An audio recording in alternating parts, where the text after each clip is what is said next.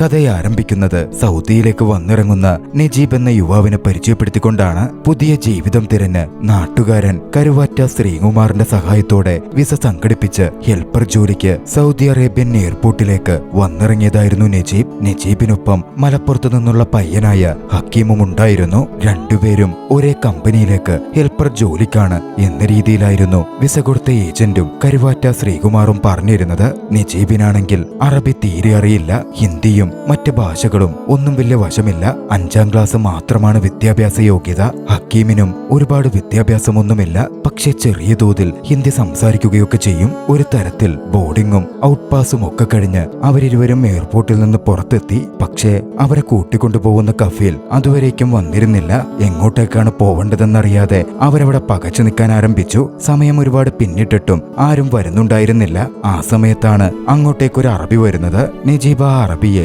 ഒന്നുറ്റുനോക്കി. അയാളാരെയോ തിരയുന്ന പോലെയും ഉണ്ടായിരുന്നു. നജീബ് അയാളെ തന്നെ നോക്കി നിൽക്കുന്ന കണ്ട് അയാൾ നജീബിനടുത്തെത്തി നജീബിന്റെ പേരും കഫീലിന്റെ പേരുമൊക്കെ ചോദിച്ചു. പക്ഷേ അറബി പറയുന്നതാണെങ്കിൽ നജീബിന് മനസ്സിലാകുന്നുമില്ല. അവരങ്ങനെ നിൽക്കുന്ന കണ്ട് അറബി ദേഷ്യപ്പെട്ട് അവിടെ നിന്ന് നടന്നുപോയി. അയാൾക്കാണെങ്കിൽ ഒരു മൊഷട്ടു വാടയായിരുന്നു. ഹക്കീം അതിനെപ്പറ്റി നജീബിനോട് പറയുന്നുമുണ്ട്. നജീബ് ആ സമയം അയാളേതോ കാട്ടറബിയാണെന്ന് തോന്നുന്നു എന്നൊരു മറുപടിയും പറഞ്ഞു. തൊട്ടു പിന്നാലെ അതേ അറബി തിരികെ വന്ന് നജീബിന്റെ കയ്യിൽ നിന്നും ഹക്കീമിന്റെ കയ്യിൽ നിന്നും അവരുടെ പാസ്പോർട്ട് പിടിച്ചു വാങ്ങി തുറന്നു നോക്കി. ശേഷം അതുമായി വണ്ടിക്കടുത്തേക്ക് നടന്നു നീങ്ങി. അത് തങ്ങളുടെ കഫീലായിരിക്കും എന്ന് ചിന്തിച്ച് ഹക്കീമും നജീബും അയാളുടെ പിന്നിൽ ചെന്നു. ഒരു പഴയ ട്രക്കായിരുന്നു അയാളുടെ വാഹനം. അത് കാണുന്നതും നജീബിനും ഹക്കീമിനും ചില സംശയങ്ങൾ തോന്നുന്നുണ്ട്. പക്ഷേ വലിയ ഒച്ചയുണ്ടാക്കുന്ന ആ അറബി അവരിരുവരോടും ബാക്കിൽ കയറാൻ പറഞ്ഞു. നജീബ് ഫ്രണ്ടിൽ കയറിയിരിക്കാൻ പോയെങ്കിലും അയാൾ അതിന് സമ്മതിച്ചില്ല. അങ്ങനെ നജീബും ഹക്കീമും ട്രക്കിന്റെ പുറകിൽ കയറിയിരുന്ന് തങ്ങളുടെ യാത്ര തുടങ്ങുകയാണ്. സൗദി നഗരത്തിനുള്ളിലൂടെ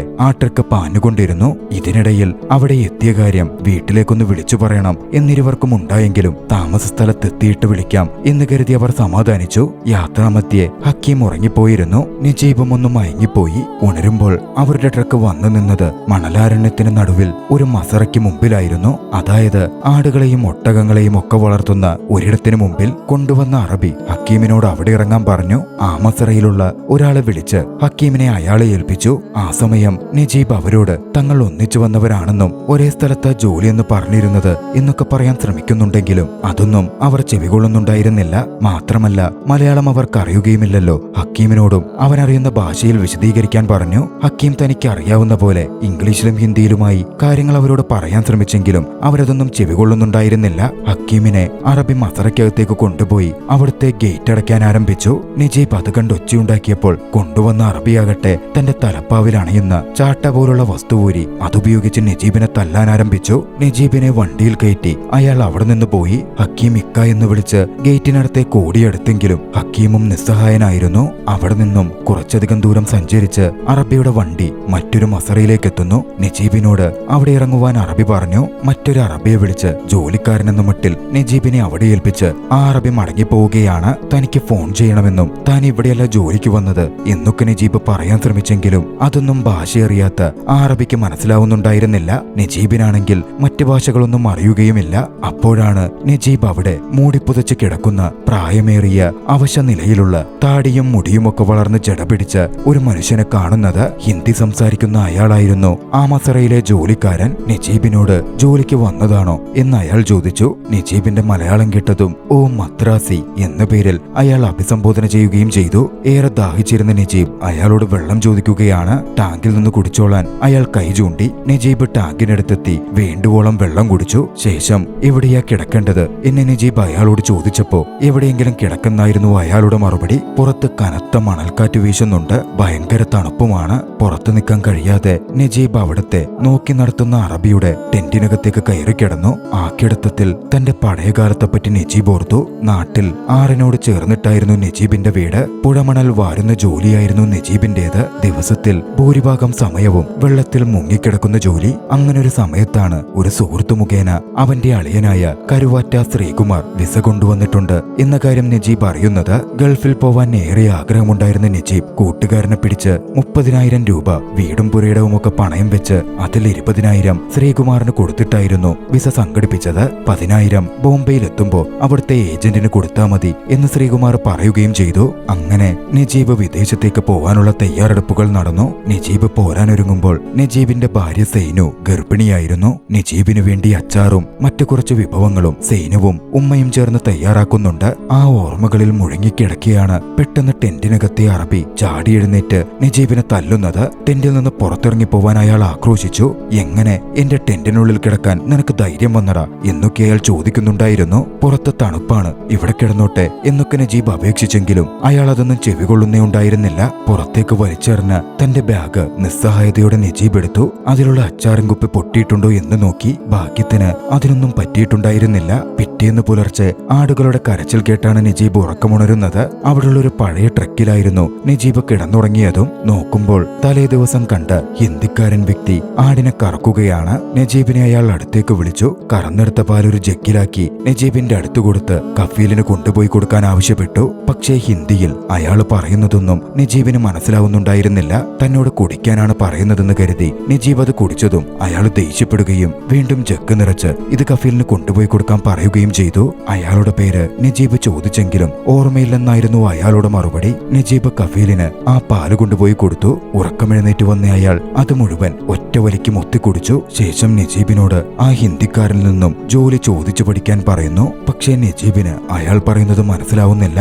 അയാൾ ഒച്ചയെടുക്കാൻ തുടങ്ങിയതും ഭയന്ന നജീബ് താൻ കമ്പനി വർക്കിനാ വന്ന് തന്നെ ഇവിടുന്ന് പോവാൻ അനുവദിക്കണം എന്നൊക്കെ പറഞ്ഞ് അയാളുടെ കാല് പിടിക്കുകയാണ്. നജീബ് കരഞ്ഞ് അയാളുടെ കാല് പിടിച്ചെങ്കിലും അയാളൊന്നും ചെവികൊണ്ടില്ല. നജീബിനെ വലിച്ചടച്ച് നേരെ പുറത്തേക്ക് കൊണ്ടുപോയിട്ടു. കരയുന്നതിലൊന്നും ഒരു കാര്യവുമില്ല എന്ന് പറഞ്ഞ് പുറത്തേക്ക് വന്ന അവശതയിലുള്ള ഹിന്ദിക്കാരൻ ആടുമേക്കാൻ ആട്ടുംപറ്റവുമായി മരുഭൂമിയിലേക്ക് നടന്നു നീങ്ങി. ആ സമയമായിരുന്നു നജീബിനെ അങ്ങോട്ടേക്ക് കൊണ്ടുവന്ന മുതലാളിയായ കഫീലെത്തുന്നത്. കഫീലിനോടും നജീബ് തന്നെ ഇവിടുന്ന് കൊണ്ടുപോകണമെന്നും താൻ ഇവിടെ ജോലിക്ക് വന്നതല്ല എന്നൊക്കെ പറഞ്ഞ് തന്റെ ഡോക്യുമെന്റ്സ് ഒക്കെ എടുത്ത് കാണിച്ചെങ്കിലും അത് നോക്കിയ ആ കഫീൽ അത് വലിച്ചു കീറി കളയുകയായിരുന്നു ചെയ്തത്. താൻ അവിടെ പെട്ടുപോയിരിക്കുകയാണ് എന്ന് നജീബ് തിരിച്ചറിഞ്ഞ ആദ്യ നിമിഷം എന്ത് ചെയ്യണമെന്നറിയാതെ നജീബ് അവിടെ വിഷമിച്ചിരിക്കാൻ തുടങ്ങി. കഫീലും അവിടുത്തെ മേൽനോട്ടക്കാരനായ അറബിയും ആ സമയം കുബൂസ് ചുടുകയായിരുന്നു. കഫീൽ നജീബിനെ വിളിച്ച് കുബൂസ് കാണിച്ച് ഭക്ഷണം വേണോ എന്ന് തിരക്കി. ഏറെ വിശന്നിരുന്ന നജീബ് അങ്ങോട്ടേക്ക് വന്ന് കുബൂസ് വാങ്ങി ആർത്തിയോടെ കഴിക്കുകയാണ്. പക്ഷേ നെഞ്ചിൽ നിന്ന് ഇറങ്ങുന്നുണ്ടായിരുന്നില്ല. വെള്ളത്തിൽ മുക്കി കഴിക്കുവാൻ കഫീൽ നജീബിന് കാണിച്ചു കൊടുത്തു. അത്തരത്തിൽ നജീബ് ആ കുബൂസ് കഴിച്ചു. ഈ സമയം കഫീൽ ചിരിച്ചുകൊണ്ട് പറയുന്നുണ്ട്, വിശപ്പ് ആളുകളെ മാറ്റിമറിക്കും എന്ന് പറയുന്നത് എത്ര ശരിയാണെന്ന് നോക്കിക്കേ. പിന്നീട് നജീബ് അവിടെ നിന്നോടി ആട് മേയ്ക്കാൻ പോയ ഹിന്ദിവാലയുടെ അടുത്തെത്തി. അവിടെ നിന്നും മെയിൻ റോഡ് എവിടെയാ, എങ്ങനാ പോകേണ്ടത് എന്നൊക്കെ ചോദിച്ചെങ്കിലും ആദ്യം ഹിന്ദിവാലയ്ക്ക് മനസ്സിലായില്ല. റോഡെന്ന വാക്ക് കേട്ടതും റോഡാണ് നജീബ് ചോദിക്കുന്നതെന്ന് തിരിച്ചറിഞ്ഞ് ഒരുപാട് ദൂരെയാ, ആർക്കറിയാം എങ്ങനെ പോണമെന്ന് എന്നായിരുന്നു ഹിന്ദിവാല മറുപടി പറഞ്ഞത്. പൂർണ്ണമായും താൻ അവിടെ പെട്ടുകഴിഞ്ഞു എന്ന് നജീബ് മനസ്സിലാക്കി. എങ്ങനെ ആ വിവരം വീട്ടിൽ അറിയിക്കുമെന്ന് പോലും നജീബിന് അറിവുണ്ടായിരുന്നില്ല. അന്ന് രാത്രിയിൽ നജീബ് സൈനുവിനൊരു കത്തെഴുതാൻ വരെ ശ്രമിച്ചു. നജീബും സൈനുവും അത്രമേൽ പ്രണയത്തിലായിരുന്നു. സൈനുവിനൊപ്പം സന്തോഷത്തോടെ ചിലവഴിച്ച നിമിഷങ്ങൾ നജീബിന്റെ ഓർമ്മയിലേക്ക് വന്നു. നജീബ് പോകുമ്പോ അവർക്കുണ്ടായിരുന്ന ആകെയുള്ള ആഗ്രഹം ഗൾഫിൽ നിന്നുകൊണ്ട് സ്വന്തമായി ചെറിയൊരു വീടുണ്ടാക്കണമെന്നും മക്കളെ നന്നായി പഠിപ്പിക്കണം എന്നൊക്കെ മാത്രമായിരുന്നു. മോനാണെങ്കിൽ നബീലെന്നും മോളാണെങ്കിൽ സഫിയെന്നും പേരിടാം എന്ന് നജീബ് സ്നേഹപൂർവ്വം സൈനുവിനോട് അപ്പോൾ പറയുന്നുമുണ്ട്. പിറ്റേന്ന് മസറയിൽ ഒരു സംഭവമുണ്ടായി. നജീബ് വെളിക്കിറങ്ങിയതായിരുന്നു. ആ സമയം കഴുകാനായി ബക്കറ്റിൽ വെള്ളവും കൊണ്ടുപോയിരുന്നു. അത് കണ്ട് കഫീല് വന്ന് നജീബിനെ ചവിട്ടി. വെള്ളമെന്ത് വില കൊടുത്ത് വാങ്ങുന്നതാണെന്നറിയോ, ഇതിനുള്ളതൊന്നുമല്ല, ഇവിടുത്തെ ആവശ്യങ്ങൾക്കുള്ളതാ എന്ന് പറഞ്ഞ് കഫീല് നജീബിനെ ഒച്ചയെടുത്തു. നജീബിനാണെങ്കിൽ കഫീല് പറയുന്നത് മനസ്സിലാവുന്നുണ്ടായിരുന്നില്ല. വെള്ളം ബക്കറ്റ് കഫീൽ എടുത്തുകൊണ്ട് പോവുകയും ചെയ്തു. വെള്ളമില്ലാതെ എങ്ങനെ കഴുകുമെന്ന് നജീബിനൊരു പിടുത്തവും കിട്ടുന്നുണ്ടായിരുന്നില്ല. അത് കണ്ടു നിന്ന് ഹിന്ദിവാല വെള്ളം വലിയ വില കൊടുത്ത് വാങ്ങുന്നതാ, മണൽ ഉപയോഗിക്ക് എന്ന് നജീബിന് കാണിച്ചു കൊടുത്തു. തന്റെ അവസ്ഥയോർത്ത് നജീബ് വല്ലാതെ ദുഃഖിക്കാൻ തുടങ്ങി. അന്ന് അവിടെ വെള്ളം നിറയ്ക്കാൻ ഒരു വാട്ടർ ടാങ്കർ എത്തിയിരുന്നു. വാട്ടർ ടാങ്കറിൽ കയറി രക്ഷപ്പെട്ടു പോവാൻ പറ്റിയാലോ എന്ന് ചിന്തിച്ച് വെള്ളം കൊണ്ടുവന്ന വ്യക്തിയോട് തന്നെയും പുറത്തേക്ക് കൊണ്ടുപോകാമെന്ന് നജീബ് ചെന്ന് ചോദിച്ചു. കഫീൽ അത് കണ്ടിരുന്നു. കഫീല് വന്ന് നജീബിനോട് എന്താ ചോദിച്ചതെന്ന് തിരക്കി. താനൊന്നും പറഞ്ഞിട്ടില്ലെന്ന് പറഞ്ഞ് കഫീല് നിന്നതും കഫീല് നജീബിനെ ചാട്ടയ്ക്കടിക്കാൻ ആരംഭിച്ചു. ഞാൻ തിരിച്ചു പോകും എന്ന് പറഞ്ഞ് അലറിയ നജീബ് കഫീലിന്റെ ചാട്ട പിടിച്ചതും നീ തിരിച്ചടിക്കാറായോ എന്ന് ചോദിച്ച ദേഷ്യത്തിൽ കഫീല് ടെന്റിനകത്തേക്ക് അടുത്തേക്ക് പോയി അവിടെ നിന്ന് തന്റെ തോക്കുമെടുത്ത് തിരികെ വരികയാണ്. തോക്ക് കണ്ടതും നജീബ് ഭയന്നിരുന്നു. അങ്ങോട്ടേക്ക് തോക്കുമായി കടന്നു വന്ന കഫീൽ വെടിവെക്കുമെന്ന് പറഞ്ഞ് ഭീഷണിപ്പെടുത്തി. തോക്കിലും നജീബ് പിടുത്തമിട്ടപ്പോൾ തോക്കിന്റെ പാത്തി കൊണ്ട് അയാൾ നജീബിനെ അടിച്ചു വീഴ്ത്തി. പെട്ടെന്ന് പിന്നിലെ ടാങ്കിൽ വെള്ളം നിറഞ്ഞു പോകുന്നുണ്ടായിരുന്നു. കഫീലിന്റെ ശ്രദ്ധ മാറി. വെള്ളം കൊണ്ടുവന്ന വ്യക്തിയോട് ടാങ്കർ അടിച്ചു പോവാൻ ആവശ്യപ്പെട്ടു. വീണുകിടന്ന നജീബിനരികിലൂടെ വെള്ളം ഒഴുകിപ്പോകുന്നുണ്ടായിരുന്നു. അത് നജീബിനെ നാട്ടിലെ പുഴയുടെ ഓർമ്മയിലേക്ക് കൊണ്ടെത്തിച്ചു. തന്റെ വിവാഹവും പ്രണയകാലവും പുഴയിൽ മുങ്ങിക്കുളിച്ചും മുങ്ങി ജോലി ചെയ്തുമുള്ള ജീവിതകാലം നജീബ് ഒന്നോർത്തു. അന്ന് രാത്രിയിൽ നജീബ് ഹിന്ദിവാലയുടെ അടുത്ത് ചെന്ന് ചേട്ടനിവിടെ എത്തിയിട്ട് എത്ര കാലമായെന്ന് ചോദിച്ചു. ഒരിക്കൽ അകത്തു വന്നവർക്കാർക്കും തിരികെ പോവാൻ പറ്റില്ല എന്നായിരുന്നു ഹിന്ദിയിൽ അയാൾ മറുപടി പറഞ്ഞത്. അയാളന്ന് തീരെ അവശനായി കാണപ്പെട്ടിരുന്നു. പിറ്റേന്ന് നജീബ് ഉണരുമ്പോൾ ഹിന്ദിവാല അവിടെ ഉണ്ടായിരുന്നില്ല. കഫീല് നജീബിനോട് ആടിനെ കറന്നു കൊടുക്കാൻ ആവശ്യപ്പെട്ടു. നജീബ് കറവ അറിയില്ലെന്ന് പറഞ്ഞെങ്കിലും കറന്നു കൊടുക്കാൻ നജീബിനെ ഏൽപ്പിച്ച് അയാൾ അവിടെ നിന്ന് പോയി. ആദ്യം നജീബിന് ആടിൽ നിന്നൊരു ചവിട്ട് കിട്ടി. ശേഷം അതിനൊന്ന് താലോലിച്ച് നജീബ് പാല് കറന്നെടുത്തു. ഹിന്ദിവാലയുടെ ഓരോ ജോലിയും നജീബ് അവിടെ ചെയ്യണമായിരുന്നു. ഹിന്ദിവാലയെ കാണാനേയില്ല, എവിടെ പോയെന്ന് അറിയുകയുമില്ല. അടുത്തത് ആടുമേക്കാൻ നജീബിന് പോണം. നജീബ് പോകുമ്പോൾ നജീബിനെ നോക്കിക്കൊണ്ട് ഒട്ടകപ്പുറത്ത് കഫീലിടയ്ക്ക് അവിടം ചുറ്റിക്കറങ്ങും. അന്ന് ആടുമേക്കാൻ പോയി നജീബ് അവശതയിൽ താഴെ വീണു. നജീബിന് പനിക്കുന്ന പോലും ഉണ്ടായിരുന്നു. ഹോസ്പിറ്റലിൽ പോണം എന്ന് കഫീലിനോട് നജീബ് കരഞ്ഞു പറഞ്ഞു. പക്ഷെ അയാൾ അതൊന്നും ചെവികൊണ്ടില്ലെന്ന് മാത്രമല്ല, മണൽക്കാറ്റ് വരുന്നതിന് മുമ്പ് ആടുകളെയും കൂട്ടി മസറയിലേക്ക് പോവാൻ നജീബിനോട് ഉത്തരവിട്ട് അവിടെ നിന്ന് പോയി. എങ്ങനെ ആ കൂട്ടം ആടുകളെ മസറയിലേക്ക് തിരികെ നടത്തും എന്ന് നജീബിന് ഒരു പിടുത്തവും കിട്ടുന്നുണ്ടായിരുന്നില്ല. പക്ഷേ നജീബിന്റെ ഭാഗ്യത്തിന് മറ്റൊരാട് തുണയ്ക്കെത്തി. ആ ആട് മറ്റാടുകളെ വിളിച്ചുകൂട്ടി. തനിക്ക് സഹായമായിട്ടെത്തിയ ആ ആടിനെ നജീബ് ചേർത്തു പിടിച്ചു. തന്റെ അവസ്ഥയോർത്ത് നജീബ് അന്ന് പൊട്ടിക്കരഞ്ഞ് പോവുക പോലും ചെയ്തു. മാസങ്ങൾ വേഗത്തിലായിരുന്നു കടന്നുപോയത്. നജീബിന്റെ ആടുജീവിതം തുടർന്നുകൊണ്ടേയിരുന്നു. ഒരിക്കൽ ആടിന്റെ രോമം വെട്ടിയെടുക്കാൻ ഒരാൾ അവിടെ എത്തിയിരുന്നു. അയാൾ വന്ന ട്രക്കിന്റെ കണ്ണാടിയിൽ നജീബ് തന്റെ മുഖം നോക്കിക്കണ്ടു. ആകെ മാറിപ്പോയിരിക്കുന്നു. കറുത്ത് കരുവാളിച്ച് താടിയും മുടിയുമൊക്കെ നീണ്ട് മുമ്പ് ഹിന്ദിവാലയെ കണ്ട് ആ ഭീകര രൂപത്തിലേക്ക് നജീബ് മാറി തുടങ്ങിയിരുന്നു. പക്ഷെ നജീബ് കണ്ണാടി നോക്കുന്ന കണ്ടതും കഫീൽ ആ കണ്ണാടി ഉടച്ചു കളഞ്ഞു. താൻ അവിടെ എത്തിയിട്ട് എത്ര നാളായി എന്ന് പോലും നജീബിന് മനസ്സിലാവുന്നുണ്ടായിരുന്നില്ല.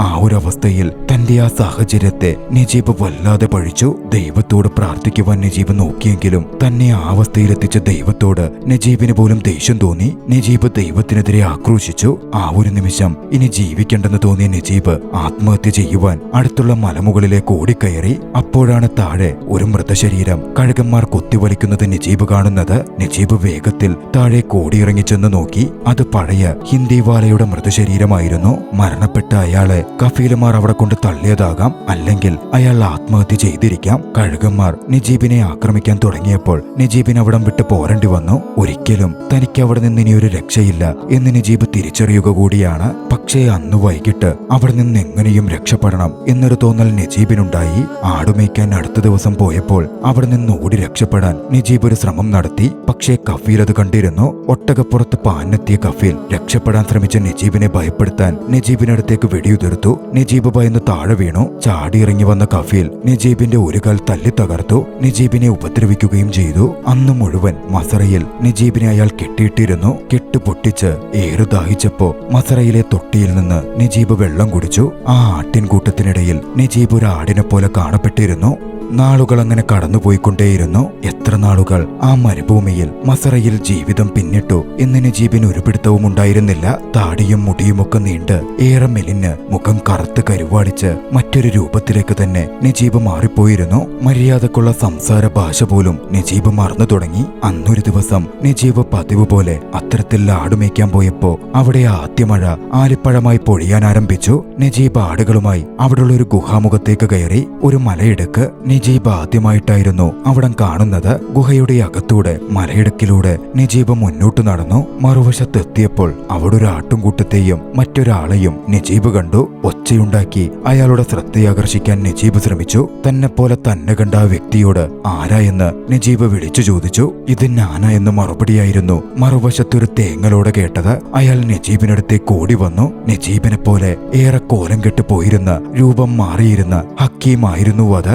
നാളുകൾക്ക് ശേഷമുള്ള ഒരു കൂടിക്കാഴ്ച. ഇരുവരും കെട്ടിപ്പിടിച്ച് പൊട്ടിക്കരഞ്ഞു. ആ ഒരു നിമിഷത്തെ സന്തോഷം, അതിലെ വേദന ഏതൊരു ഭാഷയിലാണ് നിങ്ങളെ പറഞ്ഞറിയിക്കാനാകുക? തന്റെ അവസ്ഥയെപ്പറ്റിയും അവിടെ കിടന്ന് ചത്തുപോകും എന്നും കരഞ്ഞുകൊണ്ട് ഹക്കീം നജീബിനോട് പറഞ്ഞു. താൻ കടന്നുപോയ വളരെ മോശം അവസ്ഥയെപ്പറ്റിയും ചെയ്ത പല ജോലികളെപ്പറ്റിയും വീണ്ടും കുറച്ച് ദിവസമേ ആയിട്ടുള്ളൂ ഇങ്ങോട്ടേക്ക് എത്തിയിട്ടുള്ളൂവെന്നും ഹക്കീം നജീബിനെ അറിയിച്ചു. അപ്പോഴേക്കും കഫീലിന്റെ ഹോൺ ശബ്ദം മുഴങ്ങിയിരുന്നു. ഭയം തോന്നിയിരുന്ന ഹക്കീം പിന്നെ കാണാമെന്ന് പറഞ്ഞ് അവിടെ നിന്ന് ഓടിപ്പോവുകയാണ്. തങ്ങളുടെ അവസ്ഥയോർത്ത് നജീബ് എന്ന് വീണ്ടും പൊട്ടിപ്പൊട്ടിക്കരഞ്ഞു. വീണ്ടും നാളുകൾ കടന്നുപോയി. ഒരു ദിവസം ഹക്കീം നജീബിനായി ഒരു മെസ്സേജ് എഴുതി വെച്ചു. കഫീല പ്രദേശത്തുള്ളതുകൊണ്ട് ഹക്കീമിനെ നേരിട്ട് പോയി കാണാൻ നജീബിന് സാധിക്കുമായിരുന്നില്ല. നജീബ് ആ പേപ്പർ എടുക്കാൻ പോയപ്പോഴേക്കും അത് കാറ്റിൽ പറന്നുയർന്നു. ഒടുവിൽ ഒരു മുൾച്ചെടിയിൽ തങ്ങി നിന്നു. കഫീലിന്റെ ശ്രദ്ധ വെട്ടിച്ച് ഒരു തരത്തിൽ ആ പേപ്പർ എടുത്ത് വായിക്കുവാൻ നജീബിന് സാധിക്കുകയാണ്. അന്ന് നജീബിനെ കണ്ടപ്പോൾ കഫീൽ തന്നെ അടിച്ചതിനെ പറ്റിയൊക്കെ ഹക്കീം അതിൽ എഴുതിയിരുന്നു.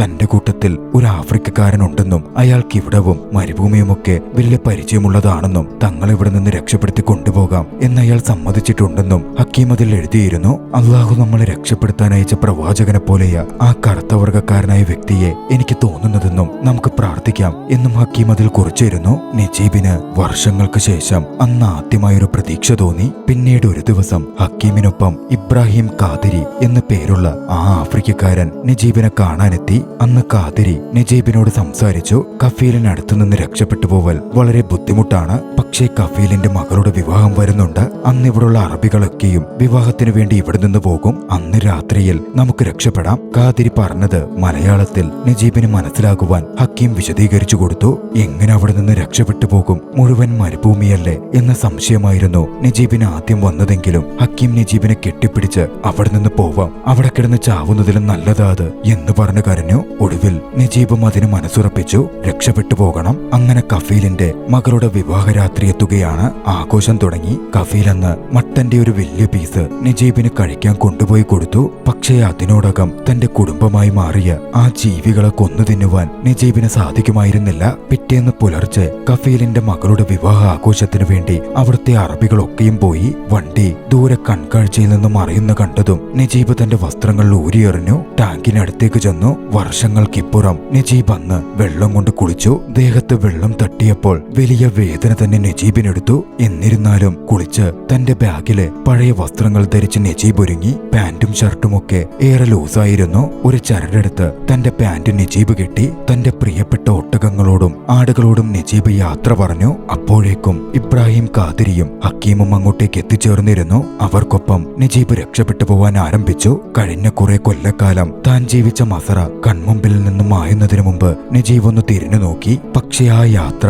ഒട്ടും എളുപ്പമായിരുന്നില്ല. അന്ന് മുഴുവൻ നടന്ന് രാത്രി അടുത്തപ്പോഴേക്കും ഹക്കീമിനും നജീബിനും ദാഹിക്കാൻ തുടങ്ങിയിരുന്നു. ദൂരെ ഒരു മസറ കണ്ട് അവർ അവിടെ നിന്ന് വെള്ളം കുടിച്ചാലോ എന്ന് ഖാദിരിയോട് ചോദിച്ചു. അത് വേണ്ട, അപകടമാണ് എന്നായിരുന്നു ഖാദിരി പറഞ്ഞത്. പക്ഷെ ഇനി മുമ്പോട്ട് പോവാൻ പറ്റില്ല, ദാഹിക്കുന്നു എന്ന അവശതയിൽ ഹക്കീം പറഞ്ഞതും വെള്ളം കൊണ്ടുവരാം എന്ന് പറഞ്ഞ ഖാദിരി താഴേക്ക് ഇറങ്ങി ചെല്ലുകയാണ്. അവിടെ ഒരു തൊട്ടിയിൽ നിന്ന് ഖാദിരി വെള്ളം കുടിച്ചു. ശേഷം വെള്ളമെടുത്ത് പോവാൻ തുടങ്ങിയതും അവിടുത്തെ ജീവനക്കാരും കഫീലും ഖാദിരിയെ കണ്ടിരുന്നു. കള്ളനാണെന്ന് ചിന്തിച്ച് തോക്കെടുത്ത് വെടിയുതിർത്ത് അവർ പാഞ്ഞെത്തി. അത് കണ്ട് ഹക്കീമും നജീബും ഖാദിരിയും ജീവനും കൊണ്ട് മുമ്പോട്ടോടുകയാണ്. ആ ഓട്ടത്തിൽ അവർ പോവാൻ നിശ്ചയിച്ചിരുന്ന വഴിതെറ്റിപ്പോയിരുന്നു. പിറ്റേന്ന് പുലർച്ചെ എഴുന്നേറ്റ് വീണ്ടും അവർ യാത്ര തുടങ്ങി. മണലാരുണ്യത്തിന് നടുവിലൂടെ കനത്ത ചൂടും കൊണ്ട് ഒരു തുള്ളി വെള്ളം പോലും കുടിക്കാൻ കിട്ടാതെയുള്ള യാത്ര. മുന്നോട്ട് യാത്ര നീങ്ങുന്തോറും ഇടയ്ക്ക് ഒരു മരീചിക പോലെ ഹക്കീമിന് തോന്നി. വെള്ളം കിടക്കുന്നതായും ഒട്ടകം വെള്ളം കുടിക്കുന്നതായും. ഹക്കീം അങ്ങോട്ടേക്ക് ഓടിയെടുക്കുന്ന കണ്ട് അങ്ങോട്ടേക്ക് പോവണ്ടെന്ന് ഖാദിരി വിളിച്ചു പറഞ്ഞു. പക്ഷെ മുമ്പോട്ടേക്ക്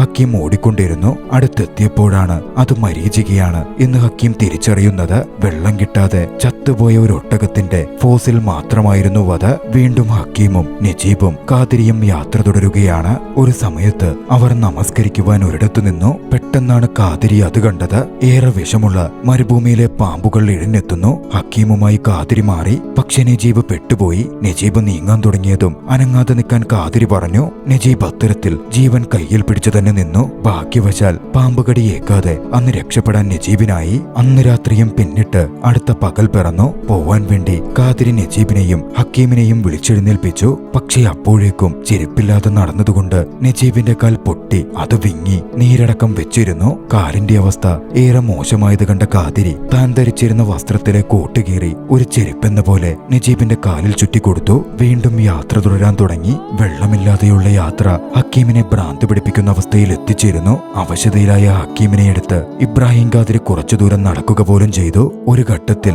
ഏറെ അവശനായ ഹക്കീമിനെയും നജീബിനെയും കാതിരി തണൽ കൊടുത്തും മണ്ണുകൊണ്ട് തഴകിയുമൊക്കെ സഹായിക്കാൻ ശ്രമിക്കുന്നുണ്ട്. പക്ഷേ ഒരു ഘട്ടത്തിൽ ഹക്കീം ഭ്രാന്തമായി പ്രവർത്തിക്കാൻ തുടങ്ങി. റോഡ് കണ്ടെന്ന പോലെ മുമ്പോട്ടേക്കൂടി സമാധാനിപ്പിക്കാൻ ചെന്ന് കാതിരിയെയും നജീബിനെയും ആക്രമിച്ചു. ഏറെ ദാഹിച്ചും വിശന്നും മണലാരണ്യത്തിലെ മണ്ണുവാരി തിന്നു. ഒടുവിൽ അത് തുപ്പി. വൈകാതെ അവിടെ കിടന്ന് ചോര തുപ്പി ഹക്കീം മരണപ്പെടുകയാണ്. ഒന്നും ചെയ്യാൻ പറ്റാത്ത വിധം കാതിരിയും നിസ്സഹായനായിരുന്നു. ആ അവസ്ഥ കണ്ട് കാതിരി വിങ്ങിക്കരഞ്ഞു. നജീബ് പൊട്ടി അലറി വിളിച്ചു. പക്ഷേ അപ്പോഴാണ് കാതിരി ആ കാഴ്ച കാണുന്നത്. അതിഭീകരമായ മണൽക്കാറ്റ് അവർക്കെതിരിൽ വന്നുകൊണ്ടിരിക്കുന്നു. അതോടെ ഹക്കീമിനടുത്ത് കരഞ്ഞിരിക്കുകയായിരുന്ന നജീബിനെയും വലിച്ച് കാതിരി മുമ്പോട്ടോടുകയാണ്. മണൽക്കാറ്റിൽ പാറി വന്ന മണൽത്തരികൾ കൊണ്ട് ഹക്കീമിന്റെ മൃതദേഹം മൂടിപ്പോയി. ഒരു തരത്തിൽ മണൽക്കാറ്റിനെ അതിജീവിക്കാൻ കാതിരിക്കും നജീബിനും സാധിച്ചു. അന്ന് രാത്രിയും അവസാനിച്ച് അടുത്ത പകൽ പിറന്നു. നജീബ് മാനസികമായി പോലും തകർന്നു പോയിരുന്നു. പക്ഷേ കാതിരി നജീബിനെ സംരക്ഷിച്ച് നിർബന്ധിച്ച് മുമ്പോട്ട് കൊണ്ടുപോവുകയാണ്. അവശതയിലൊടുവിൽ നജീബ് കുഴഞ്ഞു വീണു.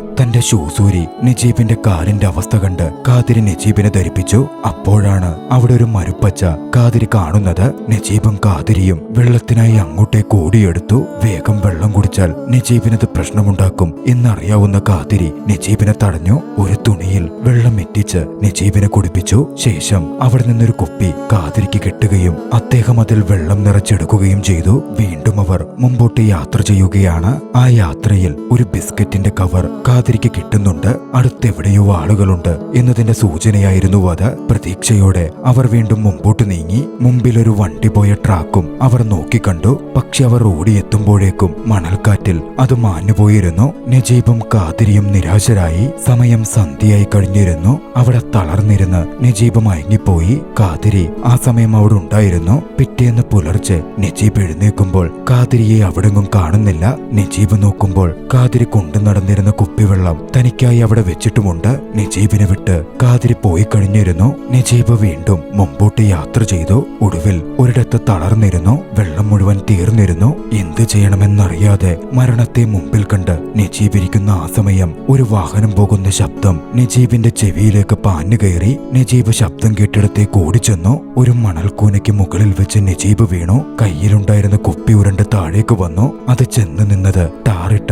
ഒരു റോഡിലായിരുന്നു. എഴുന്നേറ്റ് വന്ന് നജീബ് റോട്ടിലിറങ്ങി വരുന്ന വണ്ടികൾക്കൊക്കെ കൈകാട്ടി. വണ്ടികളൊന്നും നിർത്തുന്നുണ്ടായിരുന്നില്ല. പക്ഷേ ഒടുവിൽ നജീബിന്റെ അവസ്ഥ കണ്ട് അതുവഴി പോവുകയായിരുന്ന ഒരു അറബി തന്റെ വണ്ടി നിർത്തി നജീബിനെ വണ്ടിയിൽ കയറ്റി. നജീബിന് കുടിക്കാൻ വെള്ളം കൊടുത്തു. നജീബിന്റെ അവസ്ഥയിൽ അയാൾക്ക് സഹതാപം തോന്നിയിരുന്നു. ഒടുവിൽ ടൗണിലെത്തിച്ച് നജീബിനെ അയാൾ ഇറക്കി വിടുകയാണ്. ടൗണിലൂടെ നജീബ് അവശതയിൽ മുമ്പോട്ട് നടന്നു. ഒടുവിൽ ഒരു പോസ്റ്റിന് സമീപമെത്തി നജീബ് കുഴഞ്ഞു വീണു. അതിന്റെ തൊട്ടു മുമ്പിലായിരുന്നു കുഞ്ഞിക്കയുടെ മലബാർ ഹോട്ടൽ ഉണ്ടായിരുന്നത്. കുഞ്ഞിക്ക ഒരു സാമൂഹ്യ പ്രവർത്തകനാണ്. നജീബിനെ കണ്ടെത്തിയ കുഞ്ഞിക്ക നജീബിനെ കുളിപ്പിച്ചു. മുടിയെല്ലാം വെട്ടി നജീബിന്റെ പഴയ രൂപത്തിലേക്കാക്കി. മുറിവുകളാലും മറ്റ് കാര്യങ്ങളാലും പനി പിടിപെട്ട് അവശതയിലായിരുന്ന നജീബിന് ചികിത്സയും മറ്റ് സൗകര്യങ്ങളും കൊടുത്തു. വീട്ടിലേക്ക് വിളിക്കാൻ നജീബിന് അവസരമുണ്ടാക്കി. വൈകാതെ നാട്ടിലേക്ക് ഡീപ്പോർട്ട് ചെയ്യുന്നതിന്റെ ഭാഗമായി നജീബിന് പോലീസിന് പിടികൊടുക്കേണ്ടി വരികയാണ്. അപ്പോഴേക്കും നജീബ് തന്റെ ആരോഗ്യം വീണ്ടെടുത്തിരുന്നു. അന്ന് പോലീസ് സ്റ്റേഷനിൽ വെച്ച് വാണ്ടഡ് പ്രതികളുടെ ഫോട്ടോ ഒട്ടിച്ചിരുന്ന ബോർഡിൽ നജീബ് ഒരു ഫോട്ടോ കണ്ടു. അത് ഇബ്രാഹിം കാതിരിയുടേതായിരുന്നു. ഒരു പ്രവാചകനെ പോലെ എവിടെ നിന്നോ വന്ന് നജീബിനെ രക്ഷപ്പെടുത്താൻ വഴി കാണിച്ച ശേഷം അപ്രത്യക്ഷനായൊരു വ്യക്തി. വൈകാതെ നജീബ് ജയിലിലേക്ക് മാറ്റപ്പെടുകയാണ്. അവിടെ ഒരു പരിപാടിയുണ്ട്. ഓരോ ആഴ്ചയും ചാടിപ്പോയ തങ്ങളുടെ എംപ്ലോയീസിനെ കണ്ടെത്താൻ സ്പോൺസർമാരായ കഫീലുകൾ ജയിൽ പരിശോധനയ്ക്ക് വരും. തന്റെ എംപ്ലോയിയെ കണ്ടെത്തിയാൽ അവനെ ക്രൂരമായി മർദ്ദിച്ചും മറ്റും കഫീലുകൾ തിരികെ കൊണ്ടുപോകും. അങ്ങനെ നിരന്നു നിന്നിരുന്ന ആളുകളുടെ കൂട്ടത്തിൽ നജീബും നിന്നു. അന്ന് അവിടെ നോക്കാൻ വന്ന കഫീലുമാരുടെ കൂട്ടത്തിൽ നജീബിന്റെ കഫീലും ഉണ്ടായിരുന്നു. ഉള്ളിന്റെ ഉള്ളിൽ നജീബ് കിടുകിടാ വിറച്ചു. തന്നെ കണ്ടാൽ കഫീല് തിരികെ തന്നെ മസറയിലേക്ക് കൊണ്ടുപോകുമോ? അവിടുത്തെ ദുരിത ജീവിതം വീണ്ടും ജീവിക്കേണ്ടി വരുമോ? നജീബ് ഭയന്ന് നിൽക്കെ കഫീല് നജീബിന്റെ അരികിലെത്തി. നജീബിനെ പിടിച്ചു മർദ്ദിച്ചു. കഫീലിന്റെ കാലിൽ പിടിച്ച് നജീബ് കരഞ്ഞു. പെട്ടെന്നാണ് അത് ഓർമ്മ മാത്രമാണെന്ന് നജീബ് തിരിച്ചറിയുന്നത്. മുമ്പോട്ട് നടന്നു വന്ന കഫീൽ നജീബിന്റെ മുമ്പിലെത്തി. പക്ഷെ നജീബിനെ അയാൾ പിടിച്ചുകൊണ്ടുപോയില്ല. നജീബിനെ നോക്കിക്കൊണ്ട് അയാൾ അറബിയിൽ ചിലതു പറഞ്ഞു. ശേഷം അവിടെ നിന്ന് നടന്നുപോയി. അടുത്തുനിന്ന് അറബി അറിയാവുന്ന മലയാളി കഫീൽ പറഞ്ഞതെന്തെന്ന് നജീബിന് പറഞ്ഞുകൊടുത്തു. നീ എന്റെ വിസക്കാരനല്ലാണ്ട് പോയി, ഞാനായിരുന്നു നിന്റെ സ്പോൺസറെങ്കിൽ ഇവിടെ നിന്ന് നിന്നെ വലിച്ചടിച്ചു കൊണ്ടുപോയനെ. അത് കേട്ടതും തനിക്ക് വന്ന ദുർവിധിയോർത്ത് തലയിൽ കൈവച്ച് നജീബ് താഴെയിരുന്നു പോയി. ഹെൽപ്പർ വിസയ്ക്ക് വന്ന നജീബിനെ ആ കാട്ടറബി എയർപോർട്ടിൽ നിന്ന് തട്ടിക്കൊണ്ടു പോയതായിരുന്നു. ഡീപ്പോർട്ടിനു വേണ്ടി 3 മാസക്കാലത്തോളം നജീബിന് ജയിലിൽ കഴിയേണ്ടി വന്നു. ഒടുവിൽ വിമാനത്തിലേക്ക് നജീബ് നടന്നെടുക്കുന്ന ആ ദിവസം തിരികെ തന്റെ മകനും ഭാര്യയ്ക്കുമായി കൊണ്ടുപോകുവാൻ തന്റെ ആയുസിന്റെ ബാക്കിയല്ലാതെ മറ്റൊന്നും ആ നിമിഷം നജീബിന്റെ പക്കൽ ഉണ്ടായിരുന്നില്ല. ഇത് നജീബിന്റെ മാത്രം കഥയല്ല. അതിജീവനത്തിനായി നാടും വീടും വിട്ട് മരുഭൂമിയിൽ ജീവിതം നഷ്ടപ്പെട്ട അനേകായിരങ്ങളുടെ നൊമ്പരമാണ് എന്ന് പറഞ്ഞു വെച്ചുകൊണ്ട് നജീബ് നാട്ടിലേക്ക് മടങ്ങുന്ന ദൃശ്യത്തോടെ ചലച്ചിത്രം അവസാനിക്കുകയാണ്. യഥാർത്ഥ സംഭവകഥയെ അടിസ്ഥാനമാക്കിയുള്ള ഈ ചലച്ചിത്രം നിങ്ങൾക്കിഷ്ടമായെങ്കിൽ വീഡിയോ ലൈക്ക് ചെയ്യുക. അഭിപ്രായങ്ങളും നിർദ്ദേശങ്ങളും കമന്റുകളിൽ രേഖപ്പെടുത്തുക. കഴിയുമെങ്കിൽ ചാനൽ സബ്സ്ക്രൈബ് ചെയ്തും കൂട്ടുകാർക്ക് ഷെയർ ചെയ്തു കൊടുത്തും ഞങ്ങളെ സപ്പോർട്ട് ചെയ്യുക. അടുത്ത എപ്പിസോഡിൽ മറ്റൊരു മികച്ച ചലച്ചിത്രവുമായി നമുക്ക് കണ്ടുമുട്ടാം. അതുവരെ ബൈ.